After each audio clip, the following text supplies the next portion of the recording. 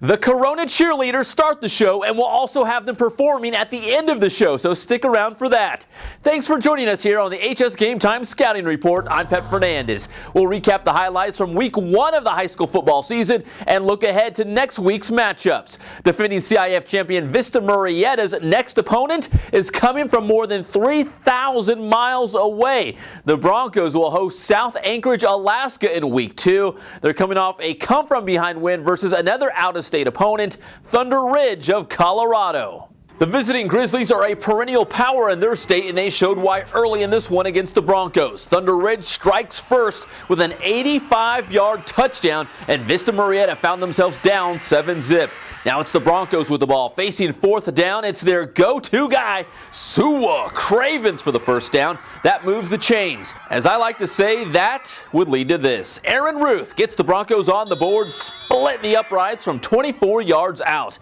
Thunder Ridge continued to move the ball through the air. The deep pass catches the Broncos off guard, and the visiting Grizzlies find the paint to give them a 14-3 lead in the second quarter. But you can never count out the Broncos. Quarterback Nick Stevens puts it up for Cravens. I got this. Cravens strolls in for the score to cut into the Grizzlies' lead. Vista Murrieta would take the lead in the second half when Stevens finds a leaping Colin Baker for the touchdown. 16-14 Vista Murrieta. The visiting Grizzlies didn't travel more than 1,000 miles to just roll over. Another touchdown gives Thunder Ridge the lead once again, 20-14. But just like last year's CIF title game, the Broncos step it up late in the contest. Stevens the run, it gets cracked, but puts Vista Murrieta on the doorstep. Knock, knock, come home. Stevens in on the sneak, you sneaky sneak. 23-20 Broncos. Vista Murrieta looking to do it on defense and keep that lead. Trayshawn Broughton going upstairs to get that one. The Broncos back in business, and Stevens looking good in the passing game to Tyler Cook. So let me get this straight. They've got a Cook and a Baker on this team, and they're feasting on touchdowns. Here's the knockout punch. Greg Hoyd. Pick 6, lights out, game over. Vista Murrieta opens the season with a 37-26 win. Now is a perfect time to take a look at the current HS Game Time fan poll. Who is the top quarterback in the inland area? Murrieta Mesa's Chase Chambers is running away with this one, but as you saw from the highlights, Nick Stevens can do work. 5 choices in all, and they're all good. You can vote until Wednesday. We'll have the final results in the next scouting reports. The spotlight turns to Redlands in week 2 for arguably the best matchup around, maybe in the state, as Redlands East Valley gets a crack at St Bonaventure of Ventura. St. Bonnie took on Centennial in week 1 as the Huskies kicked off their season on the road against the Terrace. And a big shout out to my friends at KEYT, the ABC TV station in Santa Barbara, for the highlights. St. Bonaventure starts a sophomore quarterback, but you'd never know it based on his big game, Ricky Town to Nick Rodriguez to move the chains. And then it's Town to Rodriguez again to get the Terrace near the goal line. And then it's Town going to town on the quarterback sneak for a St. Bonaventure touchdown. Town had a big game and somehow finds Bryce Dixon, who also had a big game receiving the ball on this pass. That's nearly picked off, though, by the Centennial secondary. The Huskies defense had some big plays, trying to slow down that high-powered Terrace offense, squirts through the line, and they get the sack on that one. And then on offense, number 1 gets the call. Trey Watson, and into the paint. Watson touchdown. Centennial went down to the wire with St. Bonnie, but the Huskies come up short, losing in their season opener to St. Bonaventure for the second straight season, 40-35. That leads us to the HS Game Time rankings. There's sure to be some movement in the top 10 this week. Vista Murrieta will likely stay number 1, but will Rev leapfrog Centennial? The Wildcats are playing Dominguez in their opener. Some teams will climb the rankings. Some teams may drop out of the top 10. One team on the move and going up is Heritage. They beat the Rancho Verde 35-13 in week 1. The Patriots will take on Beaumont in week 2. And the Cougars, well, they have a battle cry this season that the press enterprise doesn't give them any respect. Even the PA announcer called out the PE during their home opener. But we love you guys. Just love us back. You like Beaumont, and we love their new stadium out there. They had been playing at San Gorgonio Middle School since 1963, so a definite upgrade for the Cougars. Now that's a great looking stadium, and check out the video board. Very nice. Here come the Cougars all fired up to win in their debut in their new digs. Early on, Greg Rincon making school history here, number 6 in for the touchdown, Beaumont. Then later, it's the quarterback, Josh Martin. He gets hit, but he still gets the ball up, and he finds Joe Jeffers on the other end of that pass to move the chains. And then it's Jeffers, the short touchdown run for Beaumont. But Citrus Valley of Redlands hoping to spoil this big night in Beaumont. The Blackhawks, Taylor Smith takes off, and he is going on a long run here. The Cougars would eventually catch Smith and bring him down, but the Blackhawks would connect on this play. Dalton Douglas, the quarterback, to Andrew Frazier for the touchdown for Citrus Valley. But Beaumont would not have their special night ruined by the Blackhawks. Martin on the quarterback keeper, get in there. They go on to the big victory against Citrus Valley by a final score of 37-14. Beaumont can earn a ton of respect if they can take care of Heritage in week 2. Now it's on to Chaparral. The Pumas at home for Valley View in week 1. Early in this one, it's the Pumas. Skylar Siebold getting the call, and he trots into the paint for the Chaparral touchdown. The Pumas are off to a great start in 2012, and they pick up the victory against Valley View in front of a huge home crowd by a final score of 48-0.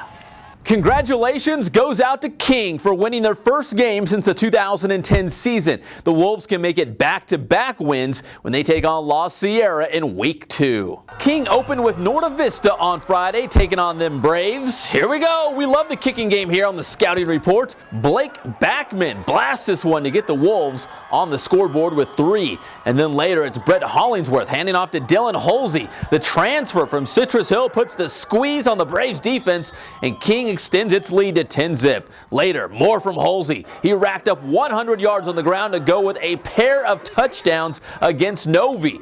And then it's Avery Richardson. He gets the call and in for the touchdown. Ring him up. King is a winner, 30-13. Next up, Poly battling Ramona. Bears sophomore quarterback Chandler Droxland had 4 touchdowns. Here's one of them, pushing the pile over the goal line and in for the score. Droxland and the Bears pick up the win versus the Rams, 38-7, your final score. Now it's on the North, taking on Colton, and check that out, the HS Game Time Chopper, high above, providing the highlights. Not really, our budget's not that big yet.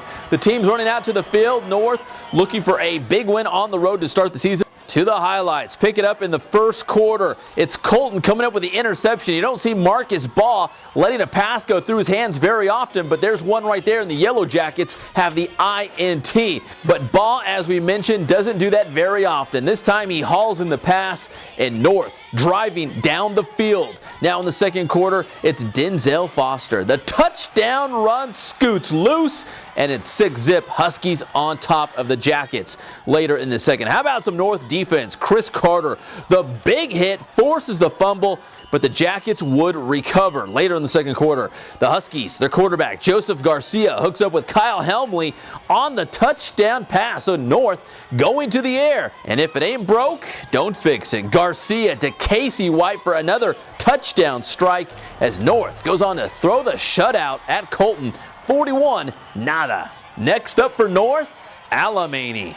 Next stop, Corona hosting Colony of Ontario. The Panthers with their claws out in this one, looking for a big win. And check out the team looking like the old school 49ers. What's not to love? First quarter, Nick Gibson with the big play on defense, the tackle for a loss in the backfield. Then later in the opening frame, it's Gibson showing he's got skills to pay the bills, takes the halfback pass and throws to a wide open Albert Villa for the touchdown. 7-zip Corona on top. Later, check out this play by Colony's running back, Sam G. Grant. He gets the call, goes one way, nothing doing on that side of the field, so he brings it back this way, and he's got a man in front of him, but check him out. Sam G. Grant hurdles the defender. Nice play there, but Colony would come up empty on the drive despite that highlight from Sam G. Grant. Now in the second quarter, it's Gibson. He played some defense. He also threw that halfback pass for a touchdown, and he can also run the rock. Gibson looking like Frank Gore in for the score. Corona hangs on for a nice win at home, 27-13. The Panthers get Fountain Valley in week 2. The clash of the Titans as Grand Terrace played its first varsity game against Notre Dame. Jared Priestley runs one in for Notre Dame and the score. Notre Dame quarterback Paul Bradvica enjoyed a record-setting game tossing the rock. Polly Guaps went for a school record 316 passing yards on 20 of 24 and 4 scores. Grand Terrace showing some fight in their opener, the long touchdown run for the Grand Terrace Titans. But it was the Notre Dame Titans victorious in this clash behind the big game from Bradvica. Polly Guaps to Anthony McMaster, count it. Notre Dame wins 44-27. Despite a coaching change at Patriot, the Warriors banded together and pulled out a win at Paris in Week 1. Now it's on the Valley View in Week 2. The Panthers were showing off their new digs, a freshly refurbished football stadium in Paris. D-Town, Dallas to Ville, and Paris looking to get a win in their opener, but Patriot would not have it. Warriors quarterback J.D. Hernandez goes in on the keeper for the touchdown, and Patriot goes on to win 26-6. How about the Warriors? Actually, this first game before this was actually really good. It was kind of got my juices going a little bit. But the kids, I knew that once the game started, it's natural. It's what they've done since they were little kids, and I knew they'd represent Patriot and all of us really well. So we're proud. Redlands has another Thursday night game on their radar. They're home for Los Osos on Thursday this week in week number 2. The Terriers say they don't care that they play on Thursday nights. Football is football any night of the week. Redlands cheerleaders love HS Game Time with Pep Fernandez! Thank you, ladies. The Terriers looking to bounce back after a tough loss against Rancho Cucamonga in their season opener. And you know this guy is watching the HS Game Time highlights. Me and my Mohawk watch HS Game Time. We pick up the action in the second quarter. Summit strikes first. Tarek Miles gets the call right there. He's in for the score, and the Skyhawks are up 7-zip. Then it's Redlands' turn. Quarterback Jimmy Walker flips it to Daryl Miller, who finds Jordan Ory for the touchdown. All right. Game tied at 7. The Skyhawks would regain the lead just before halftime with this field goal, 10-7 Summit at the break. Third quarter, the Terriers moving the ball. It's Walker to Lee. The UCLA commit picks up the big gain for the Terriers. Then later on that drive, it's Lee. Get in there. Redlands on top, 14-10. To the fourth quarter, it's Lee again, right into your living room. Okay, so I picked Summit to win this game, but Redlands and head coach Jim Walker proved me wrong. The Terriers take this one by a final of 21-12. But our strength is our running game, and our guys got it going tonight. We pounded the rock a little bit tonight. Craig got going. Daryl had some big runs for us on third down. So we've got a couple guys that can bang it up in there, and hopefully next week with Los Osos coming in for our home opener, we can be ready. They're a good football team. You know, Tom Martinez does a great job. So second half, we just had to pick that up. Mine started coming off pretty nice. And I just had to step it up. I came off kind of flat, so yeah. No one individual effort, it's just a team. And we just keep preaching that over and over again. Citrus Hill will take on Arlington in week 2 after beating Arroyo Valley 33-7 on Friday. The Hawks will take on a Lions team fresh off a win. Arlington hosting La Quinta at Ramona High School. R. Kelly suiting up for the Lions again this season. It would be La Quinta to score the first touchdown of the game as Isaiah Verasas weaves his way in for the touchdown, 7-zip Blackhawks. Arlington would fire back quickly. Not known for their passing game, but the Lions make it happen here as Roman Holston throws over the middle to a wide-open Daniel Castro, who's off to the races. You won't get him, and that's a touchdown. We're tied at 7. No doubt, the play of the day for the Lions would come on defense. Still tied at 7 in the second quarter. The Lions feast on their favorite pastry, the turnover. The fumble is scooped up by Arlington's Lavelle Thomas, and he's going 99 yards all the way back the other way. Touchdown Arlington, and they take the lead 14-7. La Quinta not ready to let the Lions walk over them. Verasas again with the ground attack. His second touchdown of the game, and we're all knotted back up at 14.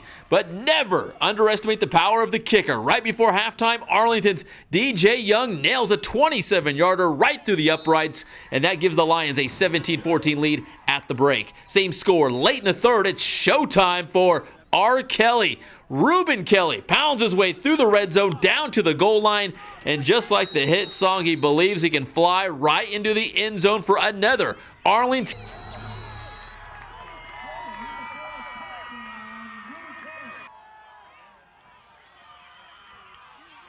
4-14.